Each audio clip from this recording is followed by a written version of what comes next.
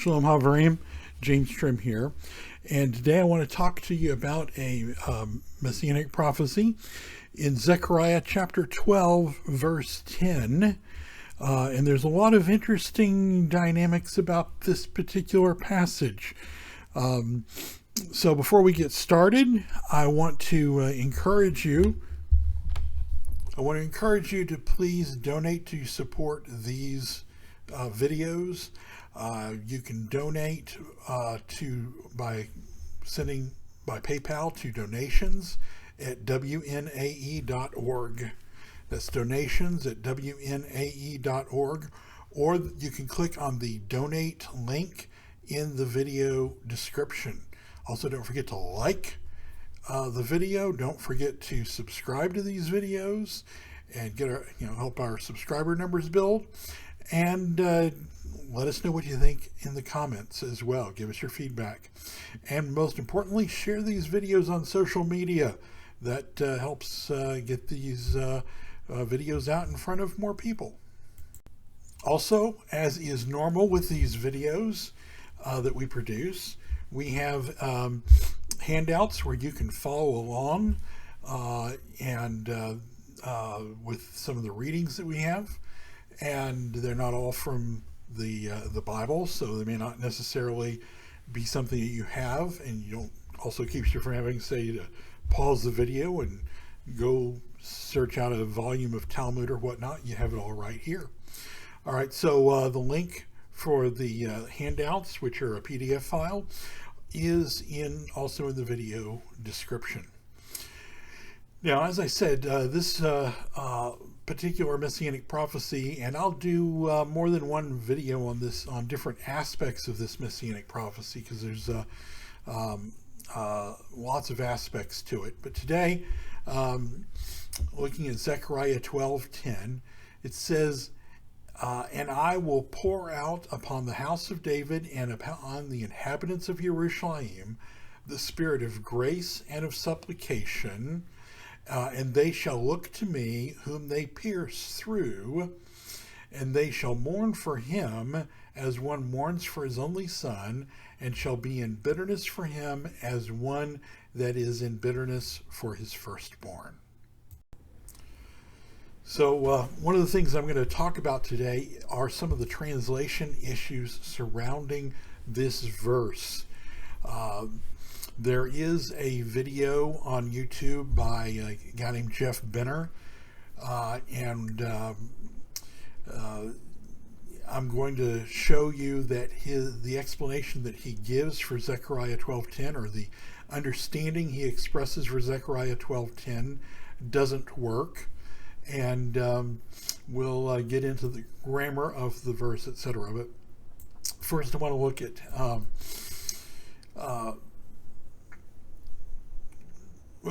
let's look at Babylonian Talmud Sukkot 52a. That's on our next page. And I want to show how this is recognized in the Babylonian Talmud as a messianic prophecy by Rabbi Dosa. It says, "What is the cause of the mourning?" referring to the mourning in Zechariah 12:12. "It is well according to him who explains that the cause is the slaying of Messiah, the son of Joseph, Messiah ben Yosef. And that well agrees with the scriptural verse, and they shall look unto me whom they have pierced, and they shall mourn for him as one mourns for his only son." Now, there's a whole lot of interesting, this section of the Babylonian Talmud, Sukkot 52a, in reference to this messianic prophecy, is worthy of study in and of itself. It has a whole lot to tell us about the not only the death of the Messiah, but the destruction of the Yetzer Ra, the evil inclination. And I'll do a whole video on that in the future. So, put a pin in there and subscribe so you'll get notifications of future videos. And at some point in the future, it might be, a week or a month or somewhere down the line, but I'll be doing a video going into Zechariah 12:10 and exploring this whole context of this passage in Sukkot 52a. And we'll come back to this a little bit too, but I want to move to our next handout. Our next handout is Zechariah 12:10 in the Hebrew. And I want to look at the Hebrew grammar here, which is very important in this passage. So it says, and they shall look toward me whom they have pierced. I've given you the actual Hebrew here, and then I actually put of that phrase in the handout an actual, a sort of an interlinear. So the first word is a combination of words. It's and shall look they, if you will. The little vav on the end of the word means they. The vav on the beginning of the word means and they shall look. Okay, so that's the first word. Then it says Eli, toward me. That's the Aleph Lamed preposition that means to or toward, and it has the yud suffix, which is a pronominal suffix that means me or my. Okay, it's the first person pronominal suffix. All right, the next word is et. Et does not translate into English. In fact, it really doesn't translate well into other languages at all. It is a unique Hebrew word, although it is used in some Jewish dialects of Aramaic as well. There's a similar parallel word in Western dialects of Aramaic, particularly. And I say Western Jewish dialects. But it says, they shall look toward me et whom they have pierced. So that word et is a preposition. It's a very special preposition. It's more of an article. It points to the next word or the next phrase as the receiver of the action of the verb. So it's a direct object marker. Okay? So it indicates that the next word or phrase is the direct object that receives the action of the verb. So, and they shall look towards me, and then in the interlinear I can put a pointer there that points to the next phrase, the next word, asher, whom, dakaru, they have pierced. The vav on the end, the u, is they. So it's dakar, pierced, or dakaru, they have pierced. So, and they shall look toward me, whom they have pierced, with this marker indicating that whom they have pierced is receiving the action of the verb they shall, and they shall look. Okay? Very simple Hebrew grammar. So now let's look in our next handout at Zechariah 12:10 in the Aramaic Peshitta. Now, Aramaic is a cognate language. There are many dialects to Hebrew. It's written with the same 22 letters, Hebrew letters. There's also the same 22 Aramaic letters, if you will. And in Jewish usage, the letters are actually written the same.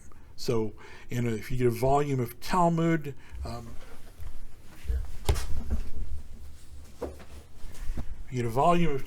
here, you'll see that the Aramaic is written in the same letters. Okay. All right. So, in Syriac, Aramaic is written with sort of a cursive form, cursive type letters that look vaguely like Aramaic. Like Arabic, sorry. They look vaguely like, they're not Arabic and they don't have the same, but they, that sort of cursive look. Okay. I've written this, the Peshitta is usually written in those cursive type style, but I've used the Hebrew style of the letters. They're the same letters. And this is the Aramaic Peshitta translation of Zechariah 12:10, or at least this phrase in Zechariah 12:10. And it says, shall look they, okay, and then it's toward me, and then the next word is at him, okay, and then the next word is whom have pierced they, dakaru, okay, and the at him, the phrase at him here in the Aramaic, in your interlinear, you'll see that the Aramaic translator of the Peshitta translated very literally from the Hebrew. But since in the Syriac Aramaic, at least the Syriac Aramaic of the dialect that he was using in this particular text, the direct object marker wasn't available to him. And so making his word-for-word translation, he substituted this word at him. So it's they shall look toward, look, they shall look, just like in the Hebrew, toward me, just like the Hebrew, and then instead of the direct object marker, they have at him, and then the word meaning whom they've pierced. Okay, there's no asher because the Hebrew asher in Aramaic, in the Aramaic here we're using a dalet, and the dalet is an inseparable preposition, so it's a prefix basically. So whom they have pierced or that they have pierced. So what's very interesting here is that the Aramaic translator used this beit mem nun sofit, to substitute for et. So at him basically substituting for okay, so now let's look at the Aramaic, Syriac Aramaic, of the Peshitta Aramaic of John 19:37.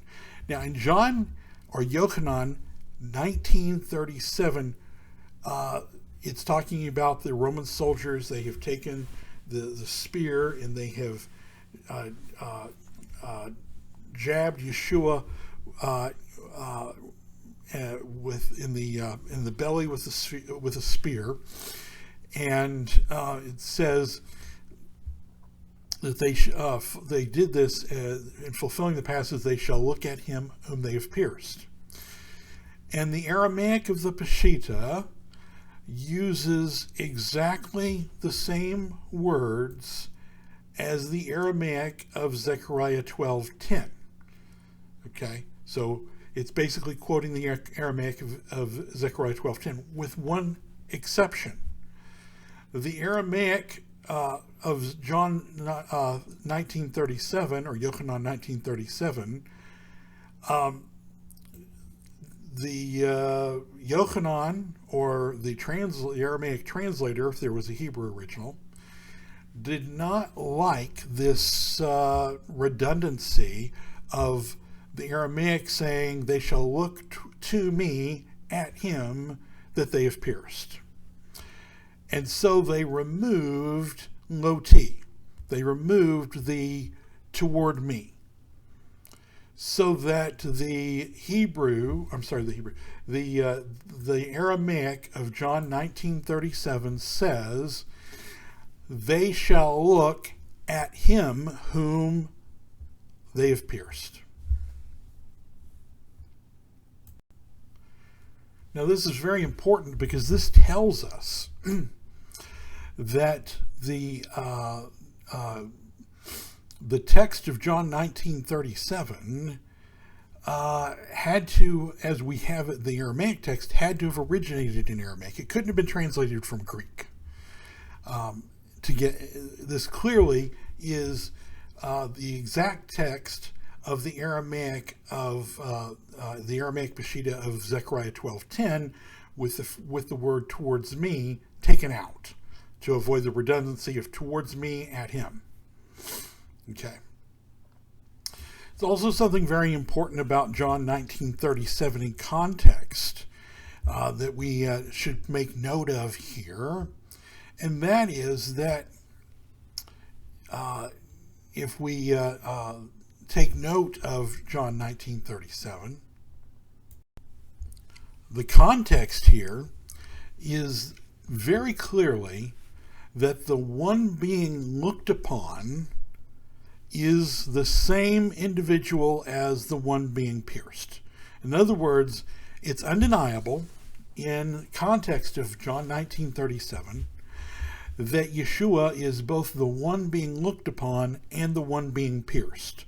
So grammatically, this prophecy, if we accept John 19:37 as true, in other words, if we hold the book of Yochanan to be canonical, then the one being looked upon in Zechariah 12:10 must be the same as the one being pierced. Keep that in your mind as we move forward because it's very important. Okay, so next handout. Who is the speaker? This is very important. Who is speaking in this passage? And if we go back to Zechariah chapter 12, starting in verse 1, we'll read verse 1 and then verses 9 through 10. So starting in verse 1, the saying of Yahweh concerning Israel. Okay? So this is the saying of Yahweh. I, Yahweh in other words, will seek to destroy all the nations that come against Jerusalem, and I will pour out upon the house of David and upon the inhabitants of Jerusalem, this is verses 9 through 10, and upon the inhabitants of Jerusalem, the spirit of grace and of supplication, and they shall look toward me, whom they pierced, and they shall mourn for him as one mourns for his only son. So the speaker here is Yahweh. The saying of Yahweh concerning Israel, I will seek to destroy all the nations that come against Jerusalem. That's clearly Yahweh. Okay. So who is then being looked upon? They will look upon me, whom they have pierced. Well, the one being looked upon then is Yahweh. The one receiving the action of being pierced is the same as the one being looked upon. So the one being pierced is Yahweh. This is inescapable logic. Okay? If you accept Yochanan is canonical, Yochanan is quoting Zechariah 12:10 in such a way that the one being pierced is Yeshua in Yochanan, and in Zechariah 12:10 the one being looked upon and the one being pierced is Yahweh. No doubt the one being looked upon is Yahweh. And in John 19:37, the one being looked upon is the same as the one being pierced, and therefore Yahweh. Okay, very simple. But this, it's a point to remember as we move forward. Okay, so a lot of translations have been over backwards to try and avoid this reading. You may recall we actually looked back, and earlier we noticed that in the Babylonian Talmud, Sukkot 52a, this passage is quoted in reference to the Messiah. I had a very interesting discussion with my mentor, one of my great mentors. Herbert J. Gilner. Rabbi Herbert J. Gilner was an Orthodox rabbi whom I studied under in the 1990s. And Rabbi Gilner was not a believer in Yeshua as the Messiah, but he didn't have a problem with the fact that I was. And we became very close friends, and we studied. I studied under him, and we had a lot of very frank conversations. And one of his expertise was Hebrew syntax and Aramaic syntax. And so we discussed Zechariah 12:10 and its usage in Sukkot 52a. And this was one of two passages in the Talmud that I pointed out to him, and we discussed the grammar of Zechariah 12:10, and he agreed with me that the grammar of Zechariah 12:10 indicates that the one being looked upon is the one being pierced, and that the one being pierced, the one being looked upon is the speaker Yahweh, and that therefore the one being pierced is Yahweh. This dawned on him as we examined the syntax, because he knew the Hebrew syntax. He was an absolute expert in Hebrew and Aramaic syntax. So then we discussed the fact that in the Talmud in Sukkot 52a, Rabbi Dosa applies the passage to the Messiah. Now, Rabbi Gilner would agree that the one being pierced and the one being looked upon grammatically were the same individual, and that they were both Yahweh, and that this was astoundingly a pierced Yahweh text, but he didn't agree that it was Yeshua or even the Messiah. But he did agree that Rabbi Dosa in Sukkot 52a believed it was the Messiah. And this was one of two passages, and I'll do another video on this subject in the future. One of two passages that the Talmud quoted, where it took passages that clearly were speaking about Yahweh and applied them to the Messiah. And because of this, later in his life, I didn't know Rabbi Gilner, studying under him till later in his life, he came to the conclusion that there were Jews before Yeshua even came. Well, I won't say before you. There were Jews at the time of Rabbi Dosa, for example, that in Rabbinic Judaism believed in the concept of the deity as Messiah, and that concept wasn't considered heretical at the time, but that it was it became considered heretical in reaction to Christianity. This is the conclusion that he came to. Like I said, I'll do a whole video on that another time, on that passage and the other passage that the Talmud does this with. So let's see how some of the Jewish translations translate this passage, Zechariah 12:10, into English. The JPS 1917 text has, "And they shall look unto me because they have thrust him through." So the way they translate it is, "They shall look unto me," okay, and then the et, which is the direct object marker, they translate "because," and then they have thrust him through.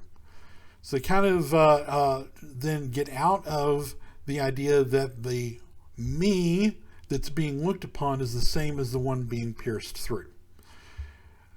So in the JPS 1917 text, by using the word "because" to translate "et," they make the one being looked upon different from the one being pierced. This is basically the interpretation that Jeff Benner uses in his video on Zechariah 12:10. And it's a flawed interpretation, at least certainly from a Nazarene perspective, from a believing perspective, because Yochanan chapter 19 verse 37 settles the issue. Yochanan 19:37 chapter 19, verse 37, there is no question that the one being looked upon and the one being pierced are the same. Okay? So when Yochanan chapter 19, verse 37 quotes Zechariah chapter 12, verse 10, it does so in a way that settles any question for us, for any that at least accept the book of Yochanan as canon. It settles for us the question as to whether they're the same. They are the same. They can't be separate.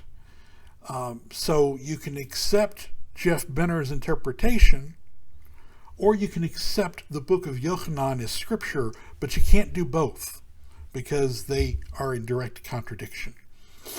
Okay, the Hebrew Publishing Company translation of 1916 has, and they shall look unto me, and then they have for every one, in italics, whom they have pierced.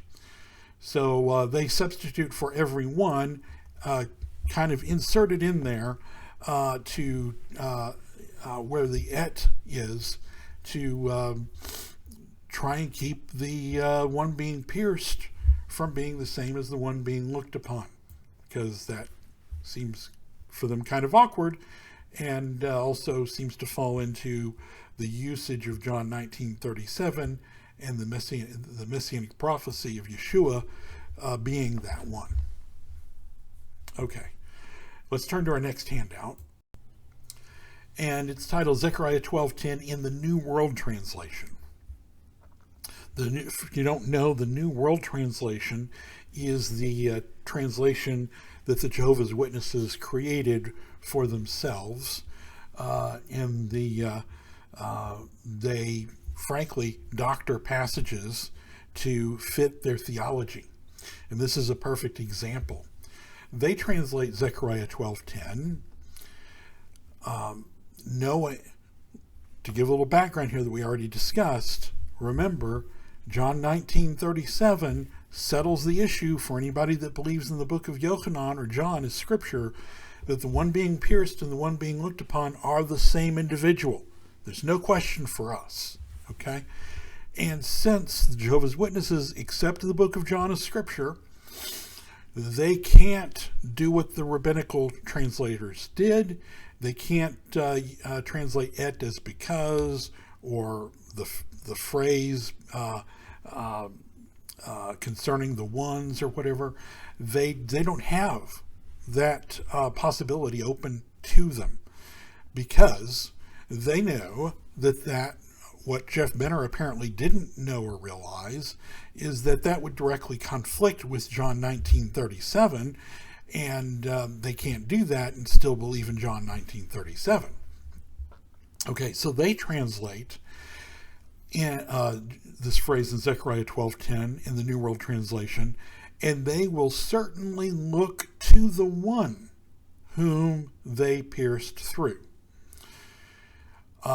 So they have translated Eli to the one. This is an absolutely dishonest translation. Anybody, Hebrew student that's taking Hebrew 101 knows that the yud suffix on a preposition is a inseparable pronoun, and is a pronominal suffix, and it means my. It's a first person pronominal suffix. It means me or my. In this case, me. They will certainly look to me, not to the one.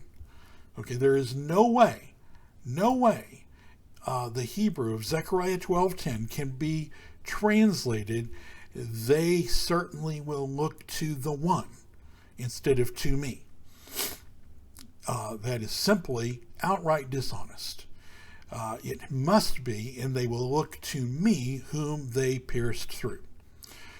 But the Jehovah's Witnesses do this because if they translate honestly that they will look to me whom they pierced through, they know that me in Zechariah 12:1 forward is Yahweh, and then Yahweh is one and the same as the one being pierced, which it must be in light of John 19:37's usage of Zechariah 12:10, which, like I said, Jeff Benner just completely ignores.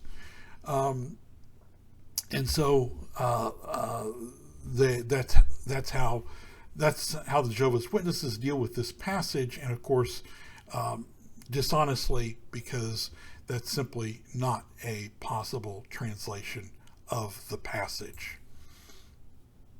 Now, Jeff Benner didn't do that, and the reason Jeff Benner didn't do that is because he knew that Eli cannot be towards the one. It has to be towards me.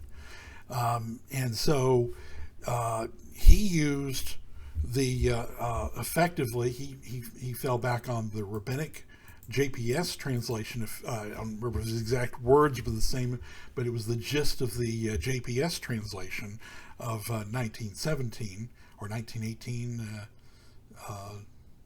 Look back at my notes here.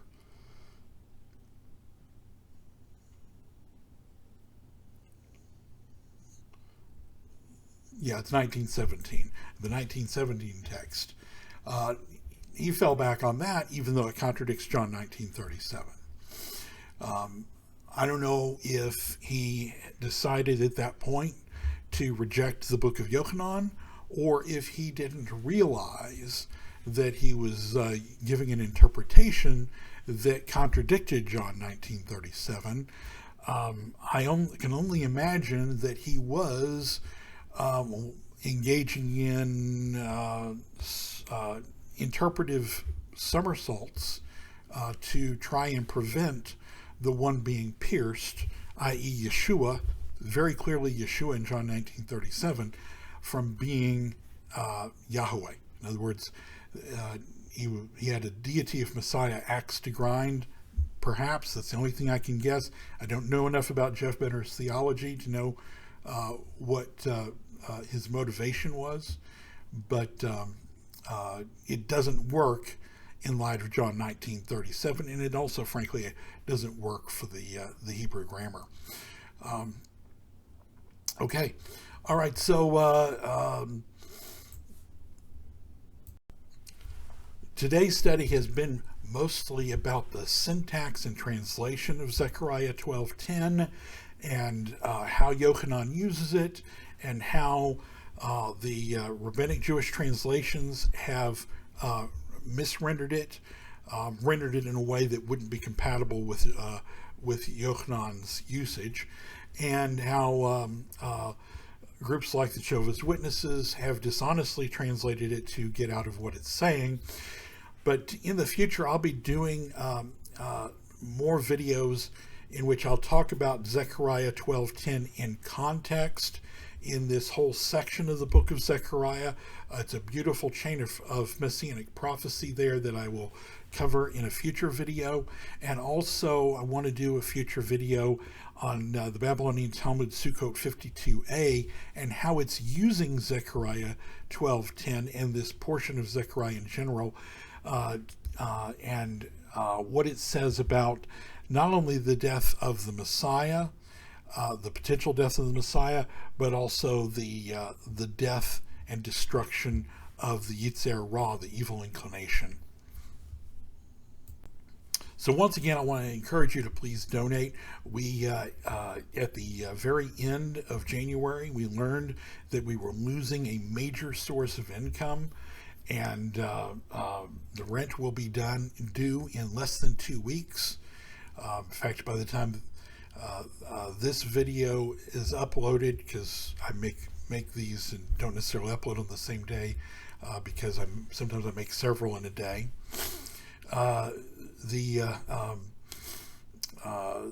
The rent will be due on the 1st, and right now we just don't have it. So please donate to support this work. Also, don't forget to like the videos. Don't forget to subscribe to this channel. Let us know what you think about the video in the comments. And of course, share these videos with your friends. All right, until next time, shalom everybody.